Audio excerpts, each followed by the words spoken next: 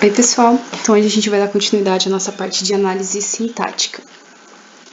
Hoje a gente vai ver a parte LR, então na aula passada a gente viu o LL, agora LR. Como a gente viu, utilizando o LL, a gente fez LL0, né, com o K era o 0. O ponto fraco dessa técnica é que é preciso prever qual produção eu vou usar. Então, dado K tokens, né, aí depende se eu estou usando LL1, 2, 0 e eu escolho o valor de K, eu faço com base nesses primeiros K tokens do lado direito da produção, eu prevejo qual é a regra de produção que eu quero utilizar. A LRK, ela vai postergar a decisão até ter visto todo o lado direito de uma produção, mais os K próximo tokens da entrada. Então aqui a gente tem, como é LR, né, é Left to Right Parse, Right Most Derivation, ou seja, eu vou fazer a derivação mais à direita. O parse ele vai ter uma pilha e a entrada, como a gente já tinha antes, né, normalmente. Os primeiros K tokens da entrada vão formar o nosso look ahead, que é o quanto eu vou olhar, né? E aqui eu tenho dois tipos de ações, que é o shift e o reduce. O shift ele vai mover o primeiro token para o topo da pilha, e o reduce ele escolhe uma produção, né, uma regra de produção X, que implica em ABC, e é assim que se eu tiver um ABC na minha pilha, eu desempilho, lembrando então que está empilhado, né? Eu desempilho aqui na ordem contrária, né? Então CBA, e aí eu vou empilhar o X. Ou seja, na minha pilha eu vou ter o que seria o lado direito da minha regra. Na hora que eu encontrar isso que forma uma regra, eu reduzo e empilho o lado que seria o lado esquerdo da minha regra de produção, aqui no caso, né, o X. Então aqui a gente tem um exemplo de uma regra de produção, de uma gramática, que a gente já estava vendo essas regras na aula passada. E como a gente lembra que a derivação delas eu posso gerar essas duas sentenças aqui, nessas duas cadeias. Então, eu tenho A, 2 pontos igual a 7, ponto e vírgula, e B, 2 pontos igual a C mais, abre parênteses, D, 2 pontos igual 5 mais 6, vírgula D, fecha parênteses, ponto e vírgula. Lembrando que aqui A, B, C, D, eles são IDs, e o valor semântico deles, né, é A, B, C e D. E aqui os números, eles são tokens do tipo num, e o valor semântico dele é esse valor que está associado aqui, né? No caso, por exemplo, 7. Então, aqui eu tenho a nossa pilha de execução, né? Então, eu tenho aqui a minha pilha, aqui eu tenho o meu input, dado aqui essa entrada, e aqui qual é a ação que eu vou fazer. Então, minha pilha começa vazia, eu vejo aqui minha entrada, eu vou dar um shift, né? Eu vou empilhar isso. Então, para o A, eu dou um shift, eu não empilho A, porque A é o valor semântico. Eu empilho o token, ele é um token do tipo ID. Então, eu empilho aqui ID. Olha aqui de novo, né? A minha pilha é a minha entrada, não tem nada do que seja aqui para eu reduzir. Eu empilho, dou um shift do meu 2 pontos igual. Dou um shift do 2 pontos igual. Tenho aqui um 7, dou um shift de novo e empilho aqui o num. Vamos considerar esses números que estão aqui pequenininhos, porque isso aqui são depois o valor do estado dele no autômato que a gente vai ver daqui a pouco. Então, vamos só olhar aqui o num sem esse índice aqui. Se eu tenho aqui um num na minha pilha, eu tenho uma regra que me diz que isso é equivalente a um E. Então, ó, E implica em num, eu posso fazer um reduce, que é eu desempilho num, então eu desempilho o lado direito da regra e empilho o lado esquerdo. Então, desempilho o lado direito, desempilho num, empilho o lado direito, E. E aí eu fiz um reduce aqui da minha regra. Eu tenho outra regra que me diz, se eu tiver ID 2 pontos igual a E, eu tenho também uma outra regra de produção. Isso aqui é o lado direito, aqui ó, da regra 2. Então, ID 2 pontos igual a E, tenho isso, eu vou desempilhar, né? Então, eu desempilho E, 2 pontos igual a ID, e empilho aqui a regra disso, que é o lado esquerdo, que é o S. Empilho o S. E continuo. Então, aqui no caso é IS, não tem mais o que eu fazer, né? Cheguei a um ponto e vírgula, eu dou um shift, ou seja, empilho o ponto e vírgula. E vou fazendo isso até o final. Lembrando aqui na derivação mais à direita, então por isso que a gente vai seguindo essa ordem. Vou fazendo isso até o final, e aqui eu cheguei no final com o S e o cifrão. Isso aqui está aceito. É isso aqui, ó, esse cifrão está aceito pela minha gramática. Então, essa entrada aqui corresponde a algo que a minha gramática permite, está correto. Como que eu construo meu LR parse, né? A gente viu aqui quando fazer um shift ou um reduce, que a gente ficou voltando na gramática e fomos vendo aqui. Mas como que o parse ele vai saber quando que é para ele fazer um shift ou um reduce?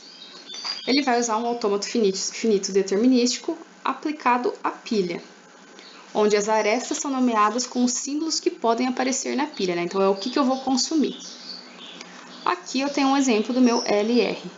Então, por exemplo, aqui são meus estados, né? Minhas linhas são os estados, e aqui são os terminais e aqui os não terminais.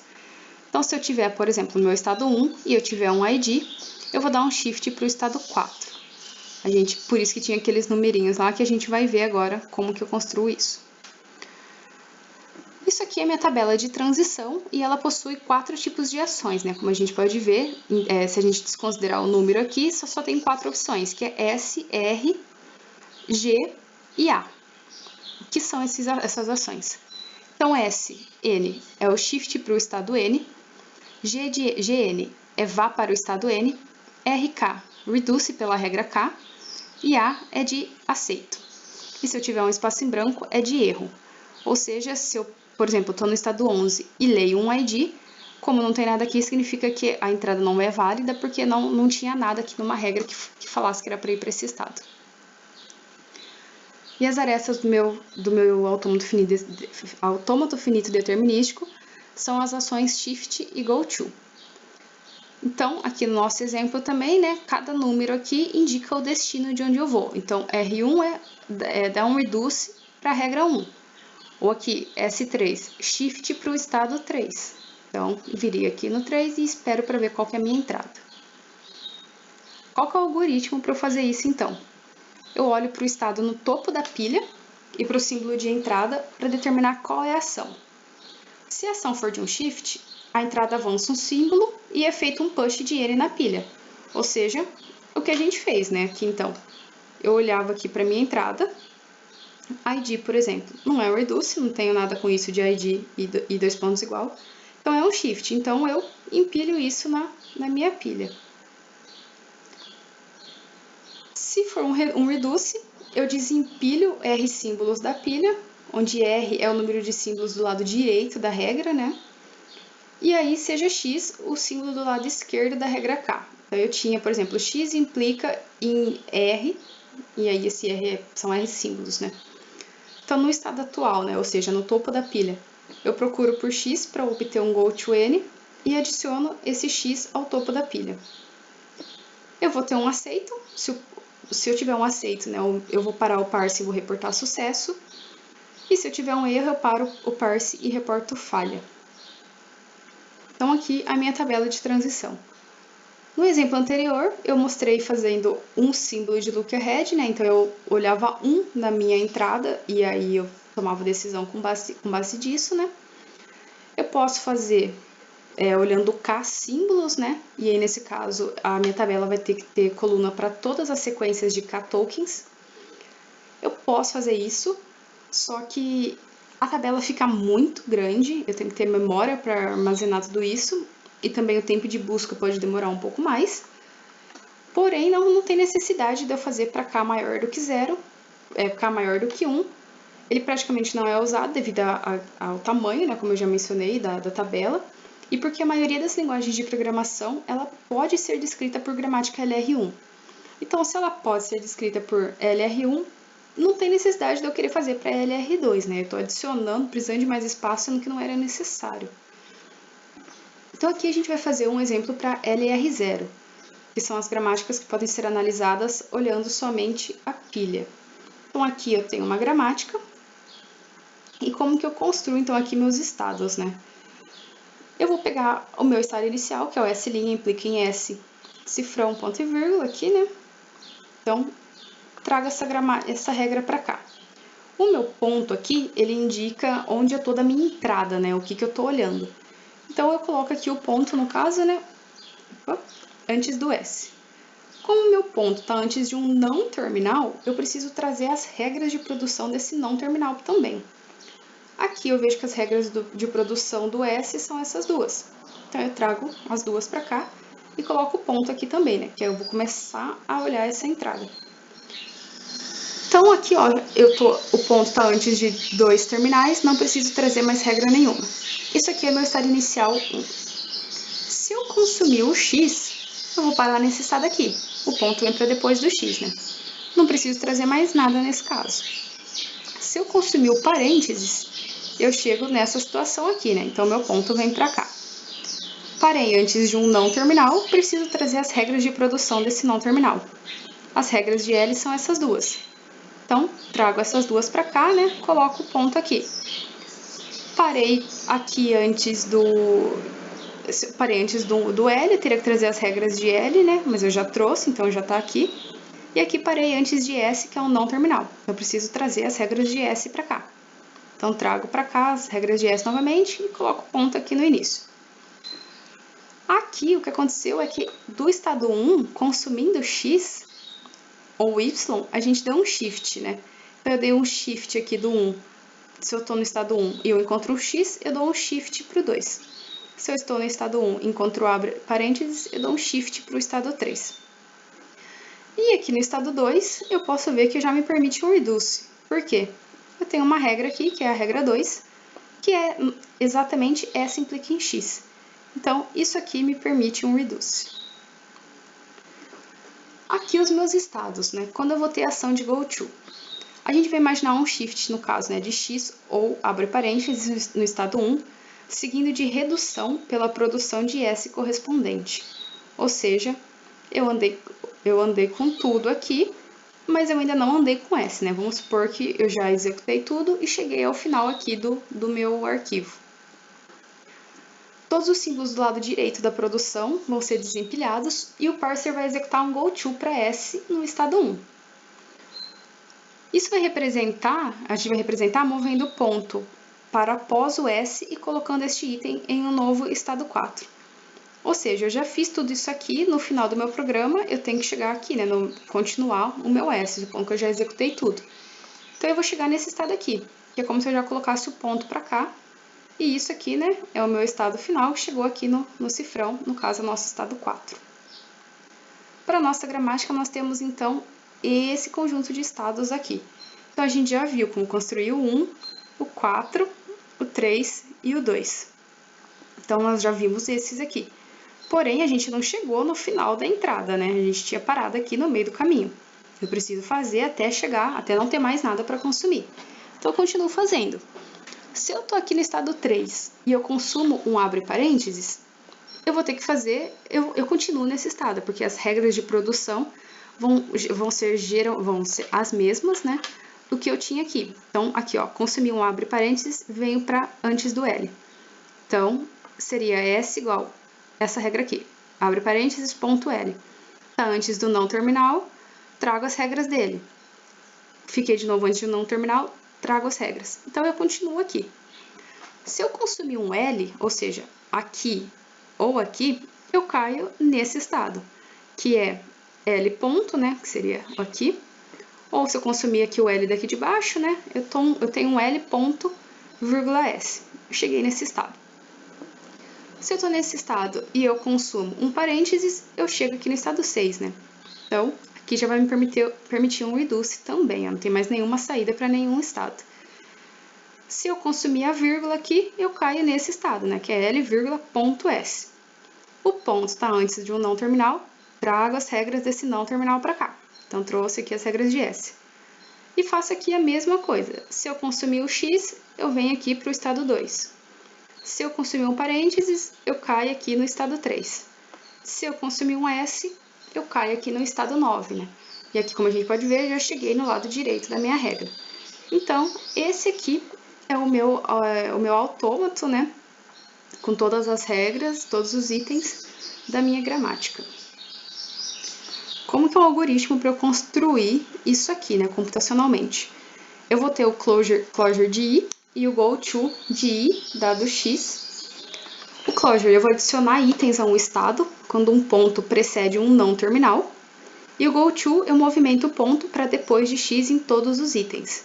Então, aqui eu tenho o algoritmo do que eu acabei de fazer, mas aqui separado, né? Quando eu trago com o terminal, quando que eu movo tudo. Para eu construir o parser LR0, eu preciso juntar eles, né? Então tá aqui a maneira do algoritmo, né, de forma computacional, para a gente poder construir o que a gente fez há pouco. E eu fico fazendo isso até eu não ter mais mudança, né, nos meus itens aqui, dos meus estados. Esse aqui é o exemplo do nosso LR parser para a nossa gramática, dado os estados que a gente já construiu. Então aqui, ó, a gente tinha 9 estados no total. Então a minha tabela tem aqui a linha com os 9 estados. Aqui eu tenho os meus terminais e aqui os meus não terminais. Então, por exemplo, se eu tiver no estado 1 e tiver consumir um abre parênteses, eu dou um shift para o estado 3. Então eu venho aqui, realmente, ó, estado 1, consumir um abre parênteses, eu vim parar no estado 3. Se a gente tiver, por exemplo, no estado 5 e consumir uma vírgula, a gente vai para o estado 8. Então, shift para o estado 8. Então, aqui, ó, shift, consumiu uma vírgula, shift para o estado 8. Estado 5, né? Consumiu a vírgula, shift para o estado 8. Se eu estou no estado 8 e consumo um S, eu vou para o estado 9. Mas é um não terminal, né? Então, é um go to.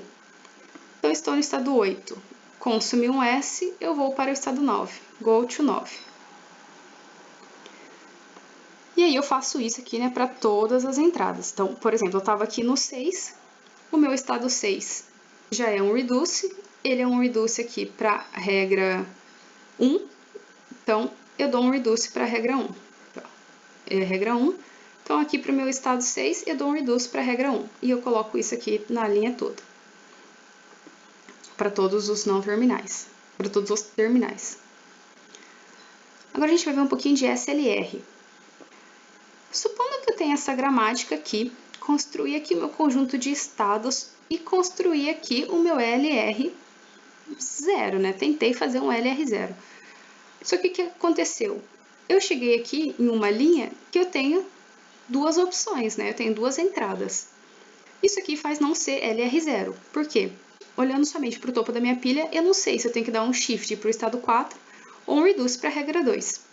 Vamos ver o estado 3 aqui, o que é, né? Estou no estado 3. Essa parte aqui de baixo, ó, cheguei no final da minha entrada, isso aqui me diz que é um reduce. É um reduce aqui da regra 2. Ok, então, o reduce da regra 2 é um estado de reduce, eu coloco na linha inteira.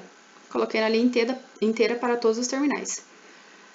Só que se eu, aqui, por essa regra, eu posso consumir um mais. Se eu consumir um mais, eu venho para esse estado aqui, que é o estado 4. Então, eu coloco aqui no mais um shift para 4. Ou seja, como por essa regra aqui era um reduce, eu coloquei o reduce na linha inteira. E como consumindo mais era um shift para 4, aqui no token mais, né, no símbolo mais, eu coloquei o S4.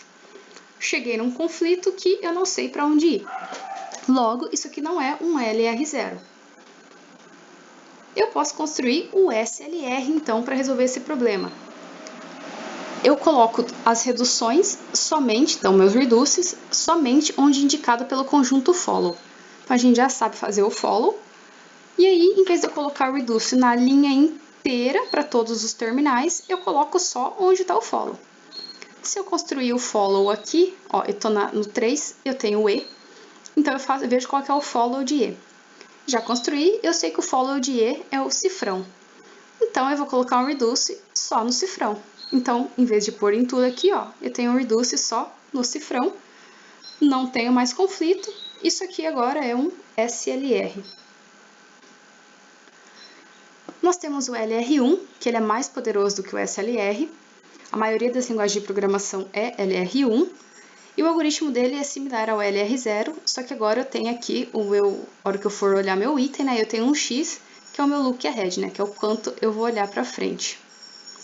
Eu continuo tendo meus algoritmos do closure e do goTo para fazer a formação, né, do meu parse, só que agora eu tenho umas pequenas mudanças, né, que agora eu tenho que considerar esse look ahead. Então aqui a gente está considerando agora o look ahead, e eu utilizo o meu conjunto de first também para fazer essa formação.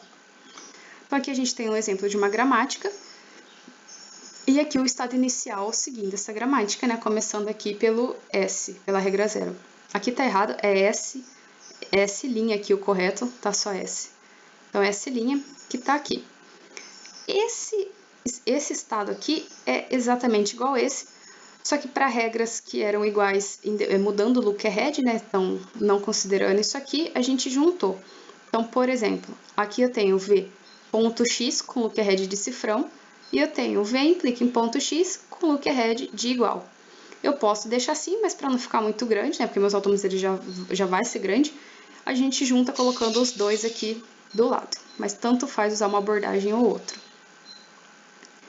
Esse aqui é o conjunto de todos os meus estados e todas as minhas transições para essa gramática. Então, aqui a gente formou seguindo o mesmo esquema de antes. Então, eu ando aqui com a minha entrada a mesma coisa, né? A questão de movimentar o ponto e consumir a minha aresta. Só que agora eu tenho essa coluna a mais aqui, que é o meu look ahead, que é o quanto eu vou olhar. Então, aqui, o meu look ahead. Antes, no LR0, eu não olhava nada, agora aqui é de 1, eu olho 1. Então, aqui, por exemplo, eu estou no V, implica em ponto asterisco E. Se eu consumir o asterisco, eu caio aqui nesse estado 6, que é asterisco ponto E. O ponto está antes de um não terminal, traga as regras desse não terminal. Pela minha gramática, é essa aqui. Caiu de novo antes de um não terminal, trago as regras desse não terminal de novo. E faço isso para toda a minha gramática até eu não ter mais alteração. E aí aqui é a minha tabela, né, construída exatamente igual antes, só que também considerando aqui, né, os novos estados e tudo mais. Então, por exemplo, se eu estou no estado 1 e consumo X, aqui manda eu ir para o estado 8, né, fazer um shift. Vamos conferir. Eu estou no estado 1 e consumo um X, eu venho para o estado 8. Eu estou no estado 2 aqui, e o cifrão vai ser que está aceito. Então, aqui, ó, estado 2 com cifrão, está aqui aceito. E eu construo aqui exatamente igual eu já fazia antes. Porém, ele ficou um autômato muito grande, às vezes sem necessidade. Para isso, a gente tem o LALR. No caso aqui, a gente vai trabalhar com LALR1. O que aconteceu? Quando eu fiz o LR1, o tamanho da tabela ficou muito grande, né? Então, a gente já viu aqui, olha o tamanho disso. Olha quantos autômatos eu tenho e, consequentemente, olha o tamanho da minha tabela. Eu consigo reduzir isso unindo os estados do autômato finito determinístico. Como que eu faço isso? Eu junto os estados que possuem os itens idênticos, exceto pelo look ahead. Então, vamos ver aqui o exemplo. Quais estados são idênticos? O estado 6 é idêntico ao meu estado 13. Então, aqui ó, a gente pode ver as mesmas regras da esquerda implicam nas mesmas da direita. Inclusive, aqui a gente tem que levar em consideração onde está o ponto. Então, aqui, ó, o ponto tem que estar exatamente no mesmo lugar. Então, o ponto está exatamente no mesmo lugar. Qual que é a diferença do estado 13 para o estado 6? O look ahead aqui. Aqui é cifrão igual e aqui é só cifrão. Tirando isso, eles são idênticos. O estado 7 é idêntico ao estado 12. Então, aqui, ó, o estado 12 e o estado 7. Eles são idênticos, a mesma regra de produção, o ponto no mesmo lugar, né, que é onde meu parser está. A diferença, o look ahead. O estado 8 e o 11 também, ó, são exatamente iguais, exceto pelo look ahead. E o meu estado 10 e 14 também, exatamente iguais, exceto pelo look ahead.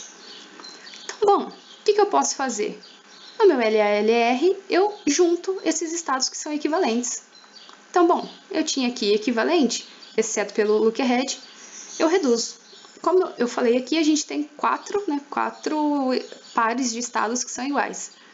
O 6 e o 13, o 7 e o 12, o 10 e o 14 e o 11 com o 8. Então, eu posso reduzir e tirar, né? Então, 4 que são... Eu junto eles e eu tiro esses 4 que estão em excesso para construir aqui o meu LALR1. Então, eu tinha, ó, 14 estados, 4 eram equivalentes, eu removi, eu fiquei aqui com 10. Então, eu tenho uma tabela menor. Aqui no nosso exemplo, a nossa gramática era bem simples, né? Só tinham 6 regras. Então, ok até a gente ter essa quantidade de estados. Porém, né, ele vai cada vez ficando maior e as tabelas maiores, se a gente pode reduzir, é muito mais interessante, né? Posso trabalhar com tabelas grandes? Posso. Porém, se eu posso trabalhar com tabelas menores, por que não, né? Então, a gente trabalha com menores e pensando que a nossa gramática ela é maior, né? Ela, é muito difícil ela ter só 6 regras, a gente precisa que seja feito de uma maneira mais otimizada, né? Então, utilizar aqui o LA-LR1. O LA-LR1, ele pode gerar uma tabela com conflitos, onde o LR1 não possuía. Então, a hora que eu gero essa tabela, aqui nesse caso a gente não tem conflito, mas ele pode gerar em alguns casos, né? Que não tinha antes no LR1. Só que na prática, o efeito dessa redução de memória é bastante desejável. Então, é bom a gente usar o LALR1. A maioria das linguagens ela é LALR1 e ele é o tipo mais usado em geradores automáticos de parsers. Então, ela é muito utilizada. Aqui a gente tem um exemplo, então, da hierarquia das gramáticas, né, de tudo que a gente viu. Então, a gente viu, né, gramáticas que não são ambíguas e gramáticas ambíguas. Então, se eu tenho uma gramática não ambígua, né, que é o correto, porque, pensa, o meu compilador não vai saber para onde seguir se ele tiver mais de uma opção. Então, eu tenho que tratar isso. Se eu tenho gramáticas não ambíguas, eu tenho todos esses tipos que eu posso fazer. Então, a gente viu LR0, a gente começou com LL0, vimos LL1, temos LR0, toda LR0 é um SLR, mas o contrário não é verdade. Então, uma LR0 é uma SLR, mas uma SLR não é uma LR0. Então, só para a gente se atentar aqui na questão, né, de conjuntos, o que contém o que aqui. Vimos LA, LR1, vimos LA, LR1, quer dizer, vimos LR1 e vimos também, né, que eu posso generalizar esse K maior e ter LRK e LLK.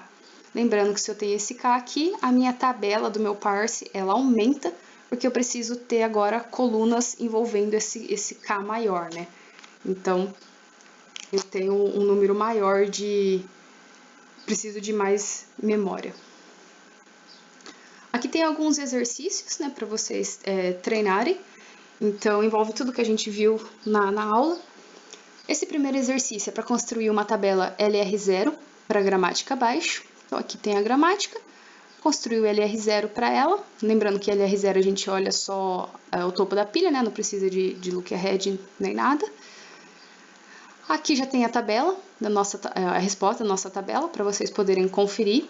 Vejam que não tem conflito. Como é LR0, eu coloco o reduce em todos aqui os terminais. Se fosse LR1, eu colocaria... Se fosse SLR, eu coloco só no follow. Aqui eu tenho o exercício 2, que é para construir a tabela SLR e os passos do analisador para reconhecer a sentença. O analisador a gente viu logo no comecinho da aula, né? Quando que eu faço shift, quando que eu faço reduce, como funciona a minha pilha percorrendo a minha entrada. Então, aqui eu tenho essa entrada, aqui eu tenho a definição da minha gramática. Aqui ela não está colocada exatamente como regra de produção, igual a gente viu. Aqui tá a definição da minha gramática, né? Então, quais são os meus estados, quais são os terminais. E aí, aqui eu tenho minhas regras de produção. Essa definição aqui tá mais formal, como a gente vê na disciplina de teoria da computação. Então, aqui minhas regras de produção. Aqui eu já tenho a resposta, né, para a tabela SLR. Então, aqui, por exemplo, a gente já pode ver que o reduce é uma gramática diferente, né? Mas aqui eu já não tenho o reduce na linha inteira, como se fosse LR0. Então, eu só tenho o reduce com alguns tokens aqui, né? Com alguns símbolos. Então, esses símbolos aqui já são, né? Do meu follow. SLR, lembrando, eu coloco o reduce somente no follow. Então, aqui no follow. E tem aqui os meus estados.